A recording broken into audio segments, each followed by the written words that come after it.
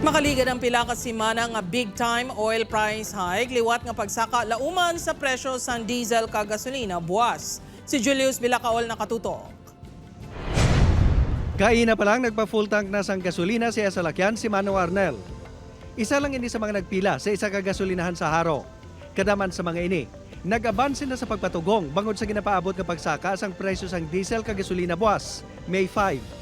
Base sa datos nga ginpagawa sa mga oil company, masobra 2 pesos ang igasaka sa presyo sang diesel kag gasolina.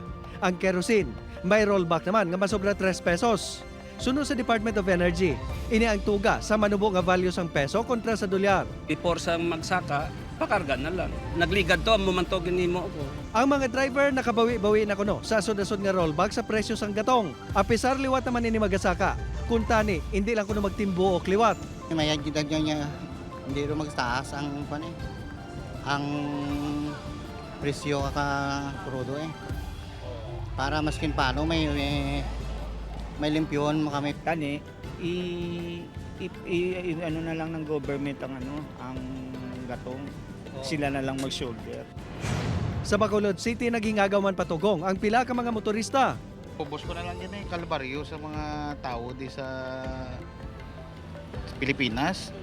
Di ang aton di nga administrasyon do wala man mahimo. Ang prewisyon naman sa motorista tapos gisaka usulid na may magsaka usulid ko. Subong nga si Mana ginalauman man ang masobra piso nga saka sa kada kilo sang liquefied petroleum gas. Apang may isa ka kompanya nga nagpanubo na sang 2 pesos kada kilo bangod kuno sa pagnubo man sang shipping cost buot silingon. Sa kada 11 kilogram nga tangke sini, 22 pesos ang mabuhin sa presyo. Hindi pa piho kung ipatuman man ini sang iban nga kompanya. Apang para sa isa ka trabahador sang karinderya, tuman sini kagamay kung ikumparar sa pagsaka sa nagligad nga naglabot sa ginabulubanta 400 pesos. Dako man chapon sir. Kay ti gamay man lang ang nabuhin. Para makakinot, nagagamit pagid gani sila sang uling sa pagluto. Upod kay Cirilo Rendoque, Julius Bilacaol. 1. Western Visayas.